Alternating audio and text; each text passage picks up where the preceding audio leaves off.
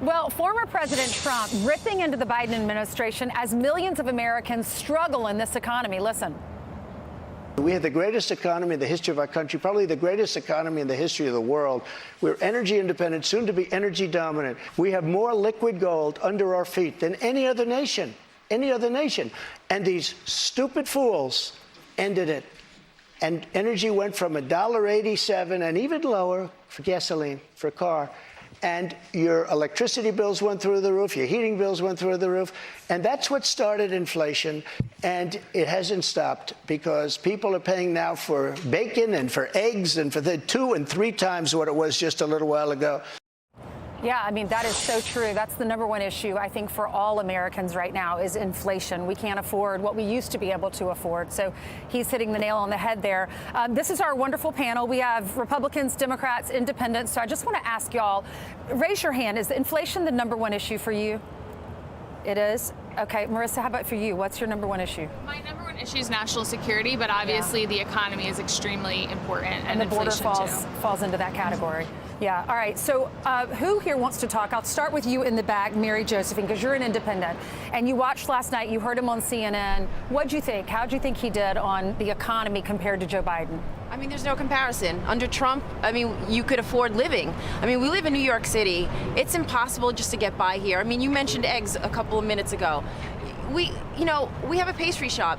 Eggs about a year and a half ago were $31 a case. It went up to $161. It's down to probably about $120 right now. How do you survive? You raise your rates? Exactly. How do you survive? How much can you charge a customer, an egg omelet or an egg platter? I mean, $15, $16. It's unbelievable. As far as I'm concerned, we were much better under Trump in every facet of my life. It was just much easier to get by, especially when you're living in a city like this. I mean, we have the added New York City taxes and whatnot on us. So, I think Trump did a pretty good job last night. Kayem, you're a Democrat. You're right here on the front row. And how is the party surviving when you look at what's happening at the border, when you look at the grocery store prices, when you look at crime increasing in all of our big Democratic cities?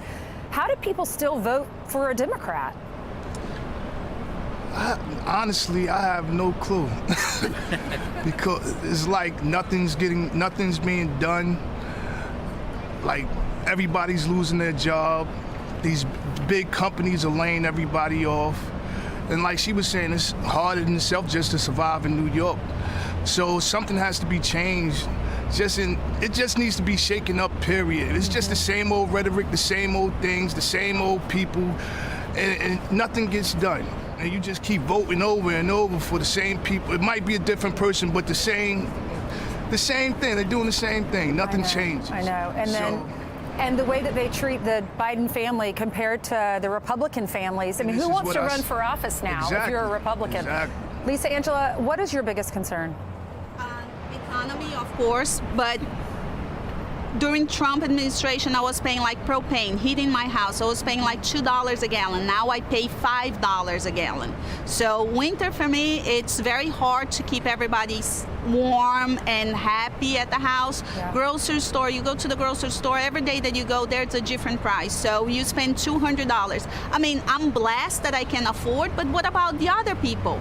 That they are on a minimum wage, that they are not able. New York City, it's a killer for small business. Actually, New York State, we are small business owners.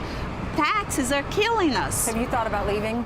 Oh, absolutely, yes. So many that have. Many times, and we're already making a plan and packing because we can, it's crime in New York City. It's the cost of living.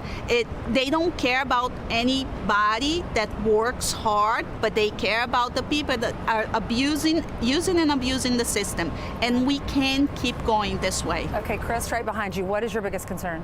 My biggest concern is always what's going on in the home front, and then immediately after that would be immigration, and then beyond that is foreign concerns. Yep. But something we were talking about earlier, and I believe it's a good thing to cover, is Trump is a business owner. He's ran major businesses, and I think that the country is basically a very large business.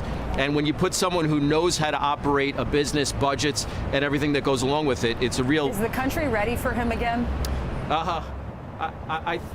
That's a good question. That's a good question.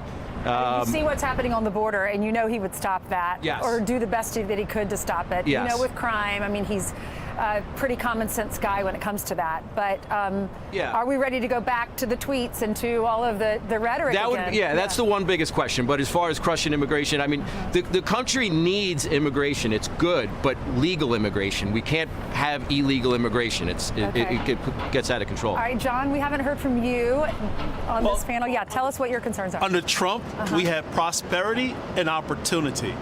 Under Biden, we have despair and survival. Yeah. People are trying to survive the Biden economy. Whether you talk about household budgets in terms of inflation, for common things in terms of paying the rent, utility bills, groceries, and caring for their families, people are trying to figure that out. And they're also using credit in terms of revolving credit just to try to close their home budgets at a time in which interest rates are extremely high. So, you know, people are thinking about, okay, if it's Trump, Biden, hey, you know what?